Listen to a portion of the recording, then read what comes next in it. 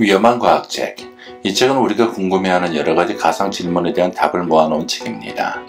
저자인 랜든 멀로는 나사에서 로봇공학 관련된 일을 하다가 웹툰 작가로 전향하였으나 꾸준한 과학이나 수학에 대한 관심을 가지게 되어 인터넷에 올라온 질문에 답을 하며 이를 정리해 놓은 자료입니다. 오늘은 전 세계적인 베스트셀러인 어린 왕자의 과학적 접근을 해보고자 합니다. 어린 왕자가 사는 행성.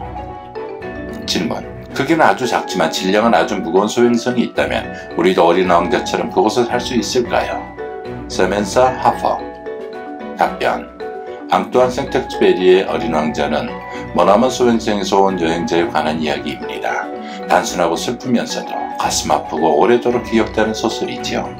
하지만 모든 사람이 이렇게 생각하는 것 같지는 않네요. 더 토스트넷에 글을 올리는 멜러리 오트버그가 어린 왕자를 요약하는 방식을 보면 말이죠. 어린 왕자가 부유한 아이가 비행기 사고 생존자에게 그림을 그려달라고 했다가 완성된 그림에 대해 혹평하는 이야기라고 정리합니다. 어린 왕자는 겉으로는 동화인 척하고 있지만 실제로는 대상 독자가 누구인지 잘라 말하기 어렵습니다. 어찌되었든 독자를 찾아낸 것만은 분명하죠. 역사상 가장 많이 팔리는 책 중에 하나니까요. 어린 왕자가 쓰여진 1942년은 시기적으로 소행성에 관한 글을 쓰기에 아주 적합한 때였습니다. 소행성이 실제로 어떻게 생겼는지 모르던 시절이었거든요. 가장 큰 소행성을 성능이 가장 좋은 망원경으로 바라봐도 겨우 어두운 하늘의 밝은 점처럼 보이던 시기였습니다. 그리고 보면 소행성이라는 이름 자체도 그렇게 해서 붙여진 거네요. 영어로 소행성, 즉 에스트로이드는 별과 비슷한 스타-라이크라는 뜻이니까요. 소행성이 어떻게 생겼는지 처음으로 확인한 것은 1971년이었습니다. 메리너 9호가 화성을 탐사하면서 포보스와 데이모스의 사진을 찍는 데 성공한 것이죠. 이들 두 위성을 소행성이라 착각하는 바람에 오늘날 소행성에 대한 우리의 이미지는 여기저기 분한 옷과 나있는 감자와 같은 모습으로 굳어졌습니다. 1970년대 이전에 SF 소설을 보면 흔히 소행성을 혜성처럼 둥근 모양으로 가정해 놓고 있습니다. 어린 왕자는 여기서 한 걸음 더 나아가 소행성을 중력과 대기 그리고 장미가 있는 행성으로 상상했던 거지요. 여기에 과학적 잣대를 들이대는 것은 아무 의미도 없습니다.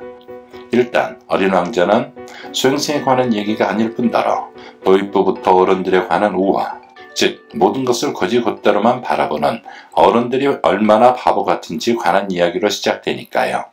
그러니 우리는 과학을 동원해 어린 왕자의 스토리를 난도질하는 대신 과학을 이용하여 어떻게 새롭게 신기한 요소들을 덧붙일 수 있는지 알아보기로 합시다. 걸어다닐 수 있을 만큼의 표면 중력을 가진 초고밀도 소행성이 정말로 있다면 상당히 놀라운 특성들이 여러가지 목격될 겁니다. 우선 그 소행성의 반지름이 1.75m라 했을 때 지구 정도의 표면 중력을 가지려면 질량이 5억 톤 정도가 되어야 합니다. 5억 톤이면 대략 지구상에 있는 모든 인간의 질량을 합한 것과 비슷한 정도입니다. 이 소행성의 표면에 서 있으면 조속력을 느끼게 될 것입니다. 머리보다 발이 무겁게 느껴질 테고 그래서 약간 당기는 느낌이 들겠죠. 마치 둥근 고무공 위에서 스트레칭을 하고 있는 것 같은 기분이 들 거예요. 아니면 회전목마 위에서 머리를 중심 쪽에 두고 누워있는 기분이거나요. 소행성 표면의 탈출 속도는 약 초속 5m가 될 겁니다. 이 정도면 전력 질주하는 것보다는 느리지만 그래도 꽤 빠른 속도죠. 어림잡아 말하자면 덩크슛을 쏠 수 없는 사람이라면 점프를 해서 이 소행성을 탈출할 수 없을 것입니다. 하지만 탈출 속도의 묘미는 방향을 가리키지 않는다는 점입니다. 그래서 실은 탈출 속도를 영어로는 escape velocity가 아니라 escape speed라 불러야 합니다. 방향이 상관없다는 사실은 의외로 꽤 중요하거든요. 탈출 속도보다는 빠르게 움직인다면 소행성 쪽을 향해 움직이는 게 아닌 이상 이것을 탈출할 수 있을 겁니다. 즉 수평으로 달리거나 경사로 끝에서 뛰어내리는 방식으로도 이 소행성을 탈출할 수 있을지도 모릅니다. 만약에 탈출하려고 움직인 속도가 충분히 빠르지 못했다면 소행성 주위로 궤도를 돌게 될 겁니다.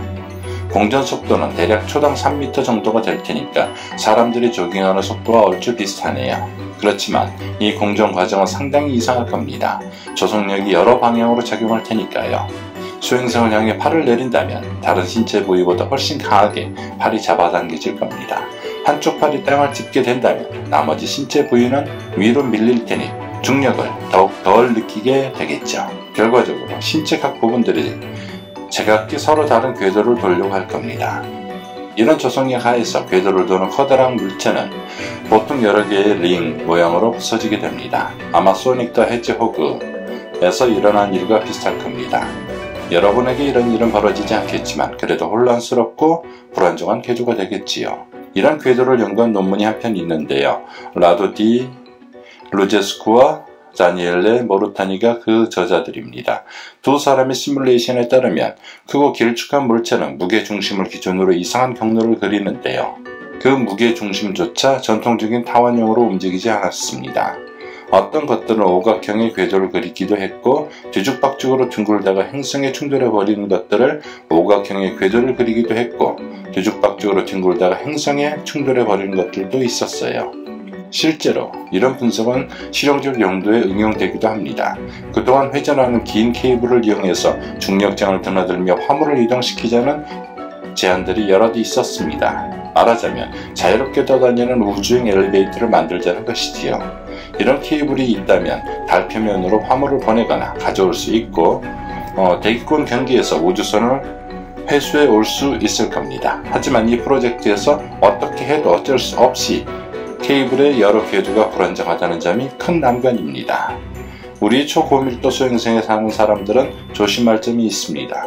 너무 빨리 뛰었다가는 공전 궤도에 진입해 굴러다니다가 먹은 것을 몽땅 다 토해버릴지 모른다는 점이지요. 다행히도 수직으로 점프하는 것은 아무 문제 없을 겁니다. 바쁜 시간 내어 주시어 청취해 주셔서 감사함을 가집니다.